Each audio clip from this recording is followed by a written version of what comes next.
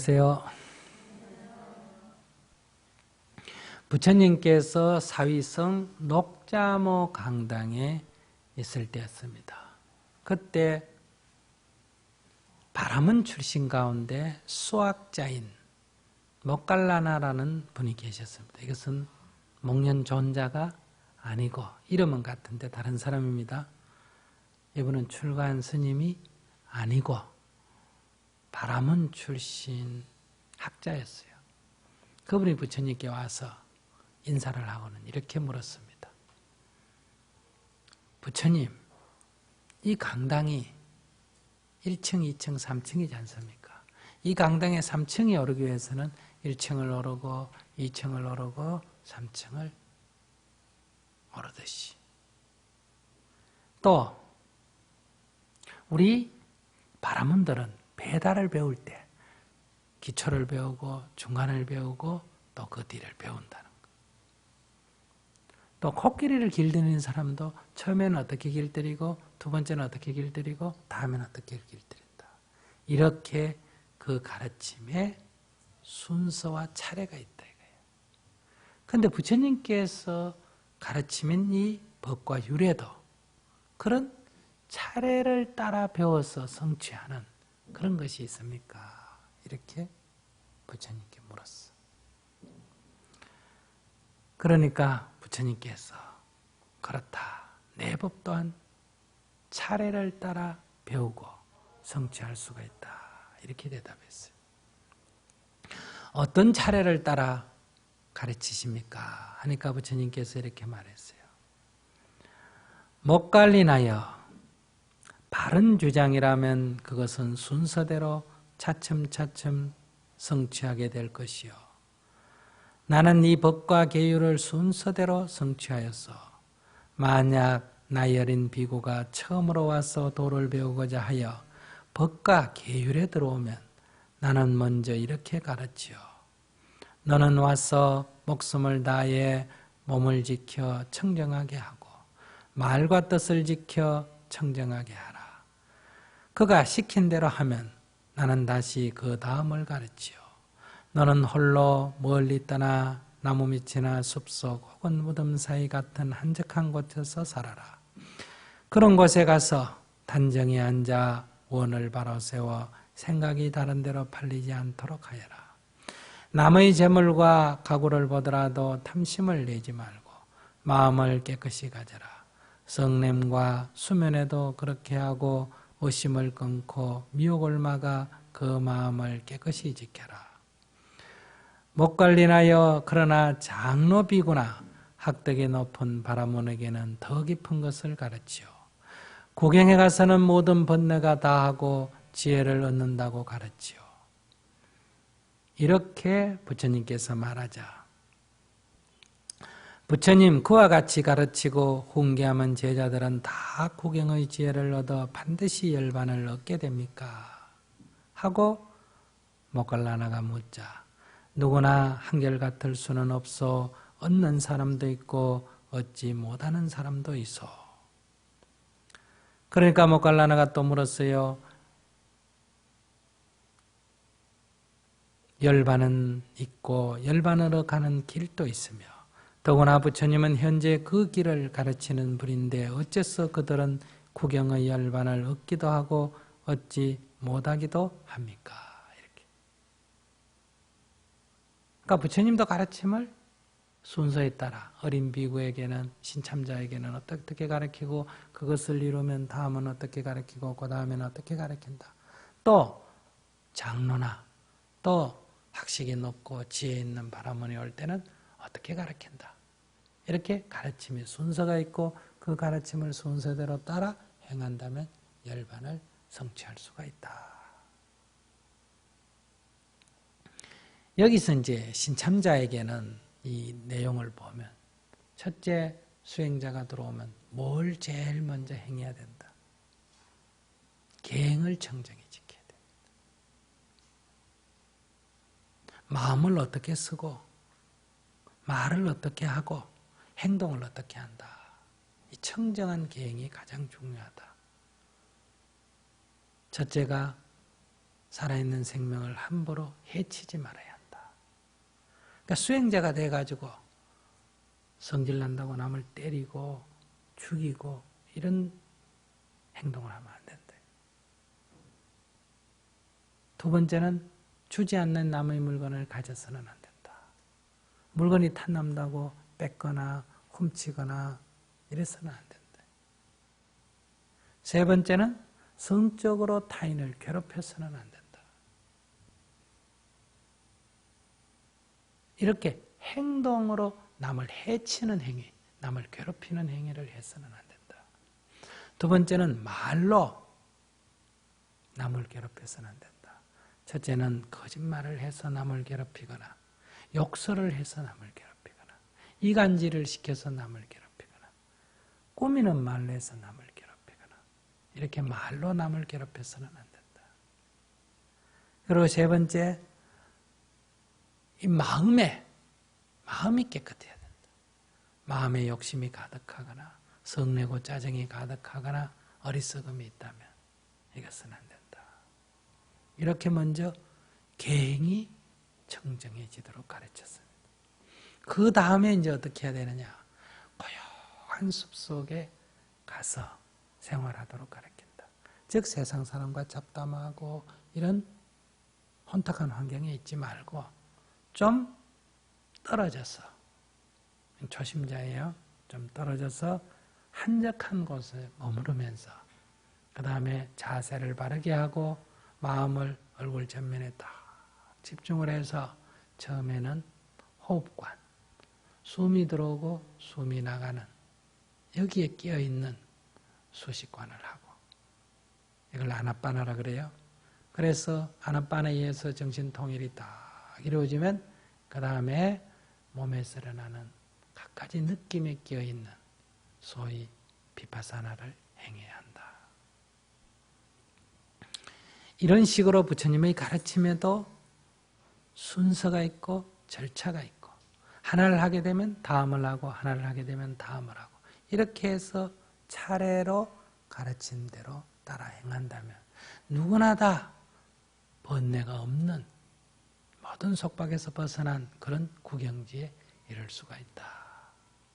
그렇게 하나하나 설명을 하니까 이 목갈라네가 듣고 기뻐하면서 또 물었어. 그러면 이렇게 부처님 가르침대로 따라서 수행을 하면 누구나 다 열반에 들 수가 있습니까? 열반을 정독할 수가 있습니까? 이렇게 말하니까 부처님께서 그건 그렇지가 않다.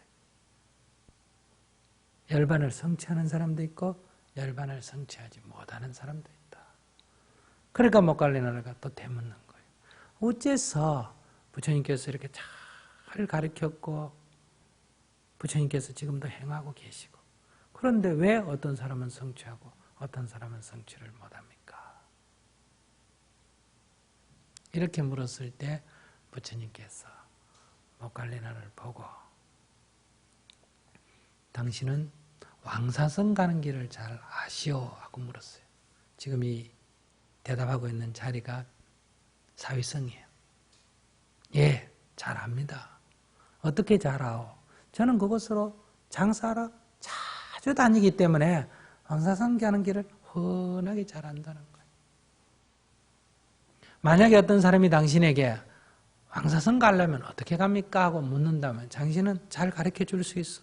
그럼요. 저는 아주 자세히 가르쳐 줄 수 있습니다.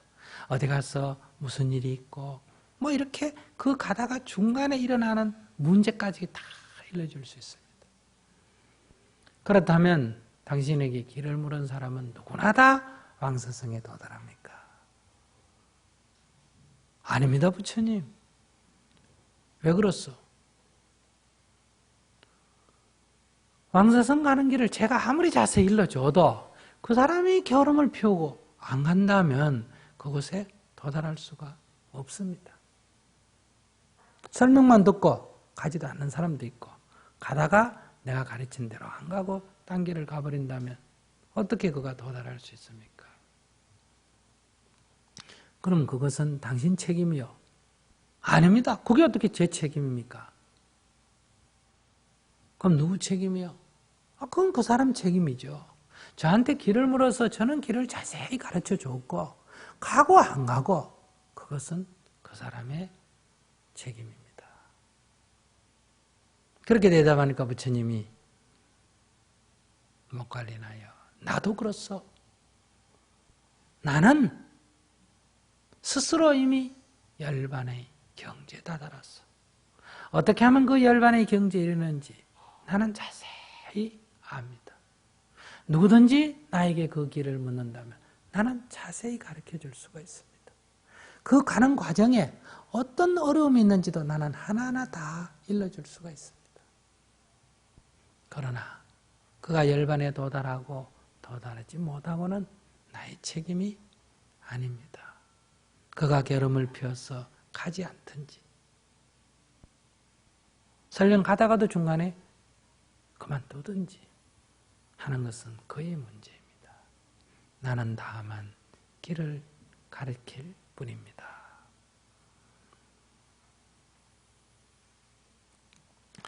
이것이 부처님의 말씀이었어요. 오늘 많은 사람들은 저도 불교 믿으면 스님 가르친 대로 하면 성불 합니까? 이렇게 많은 사람들이 말해. 스님 시킨 대로 100일 기도하면 성취가 됩니까? 스님 3년 기도하면 제가 원하는 게 다 이루어집니까? 그런 말은 온당치가 않습니다. 날짜가 3년이 지난다고, 날짜가 100일이 지난다고 되는 게 아니에요. 어떤 분은 또 그럽니다. 스님, 제가 머리 깎고 출가해서 스님이 되면 성불하겠습니까? 이래. 머리 깎고 출가한다고 보장할 수 있는 일은 아니에요. 부처님의 가르침은 그 법에 따라 어떻게 한 발 한 발 가느냐가 중요한 거예요. 그래서 늘 부처님께서 말씀하시잖아요. 오라 비구여 여기 법이 잘 설해져 있도다. 이 법 따라 수행정진하라. 누구든지 다 이 법 따라 부지런히 수행정진한다면 누구나 다 해탈열반에 이른다. 그것은 이 길 따라 바르게만 간다면 누구나 다 목적지에 이르는 것과 같다. 그러나 그렇게 가지 않는다면 그것은 가르친 사람의 책임이 아니다.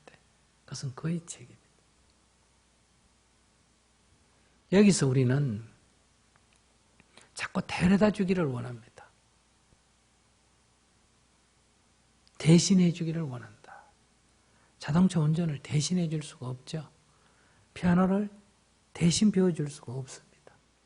몸에 병이 났을 때 대신 주사 맞아줄 수가 없습니다. 밥을 대신 먹어줄 수가 없어요. 이건 대신할 수 있는 일이 아니에요. 그럼 아무것도 해줄 수 없나? 아니에요. 그것을 자세히 일러줄 수는 있어요. 어떻게 자세히 일러줄 수 있느냐? 그걸 경험했기 때문에. 그냥 책 보고 하는 얘기가 아니고 경험을 했기 때문에.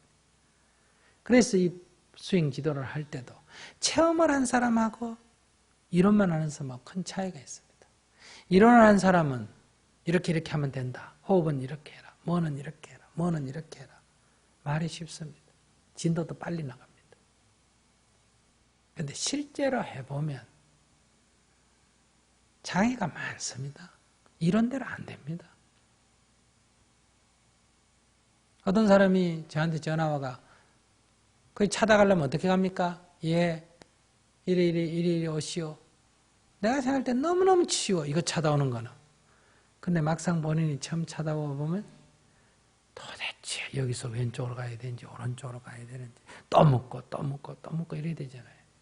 아는 자에게 쉽지만 모르는 자에게는 쉽지가 않습니다. 해보면 온갖 난관이 나타납니다. 수식관은 어떻게 하는 거냐? 호흡을 알아차리는 겁니다. 호흡을 어떻게 알아차립니까? 숨이 들어갈 때는 들어가는 줄 알아차리고 나올 때는 나오는 줄 알아차린다. 길면 긴 줄을 알아차리고 짧으면 짧으면 알아차린다. 그거면 너무 쉬워. 이거밖에 아닙니까? 그게 뭐냐 이거야. 아무것도 아니다 이거야. 근데 해보면 그게 간단하지 않습니다. 숨이 들어가고 나오는 거 그거 알아차리는 게 그게 쉬운 것 같은데 해보면 다리가 아팠어도 집중이 안 되고 번뇌망상에 끼었어도 집중이 안 되고 안 되는 거예요. 온갖 증상이 나타난다. 그럼 묻죠. 다리가 끊어질 것 같은데, 허리가 부러질 것 같은데, 몸에 열이 나는데, 뭐 이런 식으로 질문을 한단 말이에요. 그럼 책만 본 사람은 그런 얘기는 책이 없단 말이에요. 그러니까 당황하죠. 근데 실제로 해본 사람은 어떠냐? 그런 수많은 온갖 증상들이 다 겪고 그것이 그냥 공부하는데 큰 장애가 아니다. 다만 호흡만 알아차리면 되지. 그런 수많은 것들은 일어나는 대로 가만히 놔두면 된다. 그러면 일어났다가 사라진다. 일어났다가는 사라진다. 이렇게 경험을 딱 한 사람은 사람들이 죽는다고 죽겠다고 하면서 질문을 해도 다 겪은 일이니까 조금 더 하면 돼. 괜찮아. 그냥 해봐. 부러지겠는데요. 안 부러져. 정말 부러집니다. 괜찮아. 책임질 거예요. 책임지지. 이렇게 자신 있게 얘기할 수 있는 거예요. 왜? 경험을 다 해봤기 때문에. 그래서 이 실천이 매우 중요하다. 그런데 여기서 가는 길을 지도받지 못하고 자기가 혼자서 간다. 부지런히 간다고 되는 게 아니에요. 이 길을 알고 가느냐 모르고 가느냐, 안내받고 가느냐 그냥 가느냐 큰 차이입니다. 이 경제는 뭐와 같아요? 길 찾아가는 지도와 같습니다. 지도를 잘 보면 얼마나 길 찾기가 쉽습니까?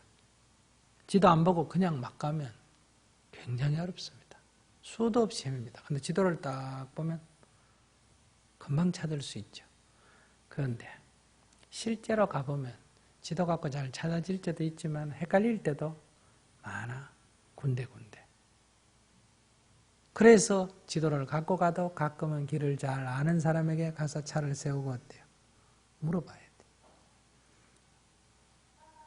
근데 지도 덮어놓고 계속 묻기만 하는 사람이 있습니다. 찾아가기는 가요. 피곤하고 힘이 많이 들죠. 그래서 우리가 경전을 잘 읽어야 하며, 그래서 경전은 지도 같은 거예요. 그러나 경험 있는 스승으로부터 어때요? 지도를 받아야 됩니다. 지도대로 안 되는 경우가 있어요. 가면 헷갈리는 경우가 있어. 그럴 때 이렇게 자세히 물어야 돼. 스님 이럴 때는 어떻게 합니까? 이렇게. 그런데 어떤 사람은 가진 안 하고 계속 묻기만 해요. 그럼 또 공부가 안 됩니다. 반드시 하면서 물어야 돼.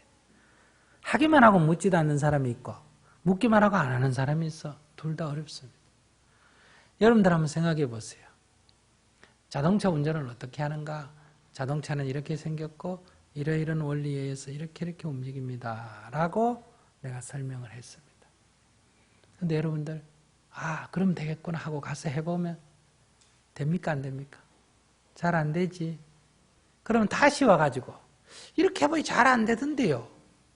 야, 너 내가 이렇게 하라 그랬지. 언제 이렇게 하라 그랬냐. 그러니까 이렇게 해봐. 그래 가서 해보니 되네. 다시 또 안 돼가. 에이, 그렇게 해도 안 되던데요. 이렇게 하면 똑같은 얘기를 해줘도 어때요? 매일매일 그게 달라요.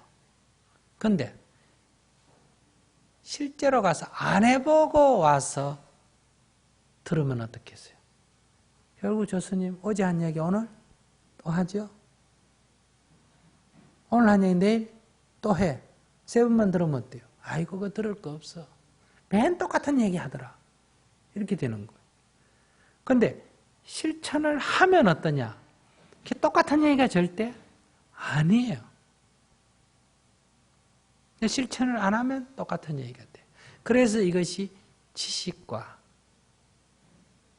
차이가 나요. 지식이란 것은 경험 없이 그냥 어떻게 한다 하는 이론만 갖고 있는 거예요. 근데 실제로 경험해보면 거기 오차가 생기고 미스가 자꾸 생겨.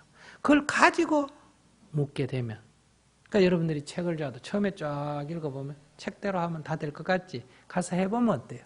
안 되지? 그럼 다시 와서 책을 보면 어때요? 아, 내가 이걸 잘못 이해했구나. 책은 똑같아. 책은 똑같은데 해보면서 와서 또 뒤져보고 해보면 안 돼 와서 또 뒤져보면 어때요? 책의 내용이 매일매일 새로운 것 같아요. 그래서 똑같은 법문도 자기 경험이 쌓이는 만큼 어때요? 법문이 새로 들려. 그래서 어떤 분들은 와서 그래요. 스님, 제가 그때 부처님 일생 들었는데, 그때 건강경 법문 들었는데, 그때 법문하고 요새 법문하고 많이 틀립니까? 왜 그래 묻소? 요번에 법문 들으니까 그때 안 들어본 얘기가 굉장히 많던데요. 그래, 그건 당신이 생각이 깊어졌다는 뜻이요. 나는 그때나 지금이나 거의 비슷한 얘기를 하고 있어. 여러분들이 아마 똑같은 책이나 똑같은 테이프를 2번, 3번 들어도 어때요? 지난번에 들을 때 이런 얘기가 있었던가? 스님이 이래 설명했던가? 이런 기분이 들 때가 있다고. 자기 경험이 쌓이면 그만큼 어때요? 새로워지는 거예요. 그래서 우리가 새로운 것을 배우는 것도 중요하지만 그것이 자기화되어 가면 옛날 것도 어때요? 자꾸 새로워지는 거예요. 그래서 저도 20대 때 읽은 경제 내용하고 30대 때 읽은 내용하고 요즘 읽는 거하고 다릅니다. 요즘 읽으면서 옛날에 이런 얘기가 있었나? 이런 생각이 들 때가 있단 말이에요. 그러니까 우리가 자기 눈이 띄어지는 만큼, 자기 귀가 열리는 만큼 새로운 모습이 보이고 새로운 소리가 들리게 된다. 이런 데서 우리가 자기 공부가 중요하다. 자기 점검이 매우 필요하다. 그래서 부처님은 다만 길을 가리킬 뿐이다. 우리가 열반에 이르고 이르지 못한 것이 부처님의 책임이 아니에요. 그 지도가 문제가 있는 거 아니다는 거예요. 우리가 지도를 잘 못 읽었거나 그렇지 않으면 지도를 제대로 읽었다 하더라도 실제로 가서 확인을 하지 않았기 때문에 현실에 부딪히게 되면 아는 것만큼 행동이 안 되죠. 그래서 우리가 계속 이 시행착오를 거듭해야 한다. 시행착오를 거듭하는 것을 실패라고 생각하시면 안 돼요. 연습이라고 생각하세요. 연습. 자전거를 어떻게 타면 된다. 이거 알아도 타보면 안 되지 않습니까? 딱 한 번만에 타져야 되는데 실제로는 안 돼요. 여러 번 넘어진단 말이에요. 그럼 넘어지는 것은 실패냐? 실패라고 할 수도 있지만 넘어지는 것은 타지는 하나의 과정이에요. 그러니까 실패가 몇 번 연속되면서 성공이 따르기 때문에 실패는 성공의 어머니다. 그럼 어떤 것을 실패라고 할 수 있느냐? 그것은 좌절할 때. 에이, 나는 안 되나 봐. 하고 그만두면 그건 실패가 됩니다. 그것을 당연하게 받아들이고 10번 넘어지면 11번, 11번 넘어지면 12번, 20번 넘어지면 21번 이렇게 일어나는 게 필요하죠. 그러면 계속 반복해서 계속 하기만 하면 되느냐? 그렇지 않습니다. 안 될 때는 안 되는 원인을 좀 밝혀야 됩니다. 그래서 안 되면 다시 한다. 단순히 다시 하지 않고 연구해서 다시 한다. 아, 왜 안 됐지? 하고 한번 연구를 하고 다시 시도하고 이래야 안 되네. 다시 한번 연구를 하고 시도하고 이렇게 해나간다면 우리는 누구나 다 니르바나의 경지에 이를 수 있다. 그래서 우리는 다 법을 성취할 수가 있다. 이런 얘기. 이런 데서 부처님께서는 나는 다만 길을 가리킬 뿐이다. 사실 굉장히 겸손하신 말씀이죠. 그러나 어떤 사람은 무책임한 말이라고 이해하는 사람도 있어요. 나를 확실하게 보장을 좀 해주지, 보증을 좀 써주지, 담보를 좀 해주지, 왜 무책임하게 길을 가리킬 뿐이다 이렇게 말씀하시는가. 이 길은 스스로 가야 하기 때문에 그렇다. 부처님은 우리가 자전거에서 타다가 넘어지면 너는 안 되겠다 하고 팽개치지도 않으시고 넘어질까 봐 싶어 계속 자전거를 붙들고 계시는 분도 아니다. 계속 옆에서 잡아주면 어때요? 그 사람 못 타요. 멀리 떨어져서 지켜보고 계시는 분과 같다. 스스로 탈 수 있도록 늘 지켜보고 계신다. 그래서 부처님은 나의 가르침은 뗏목과 같다. 이렇게도 말했죠. 또 나의 가르침은 지팡이와도 같다. 다리가 아픈 사람은 지팡이가 의지처가 되죠. 다리가 나으면 어떻게 합니까?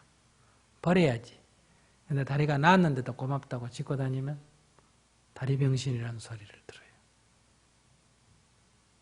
또 어차피 버릴 거 처음부터 짚지 말자 이러면 그것은 다리 아픈 사람이 다리를 빨리 나을 수 없는 일이다. 그래서 우리는 부처님의 가르침을 뗏목 삼아 지팡이 삼아 안내자 삼아 나아가게 되고 궁극적으로는 우리 스스로 그곳에 도달해야 한다. 그래서 부처님께서는 나는 다만 가르칠 뿐이다 이렇게 말씀하셨던 겁니다.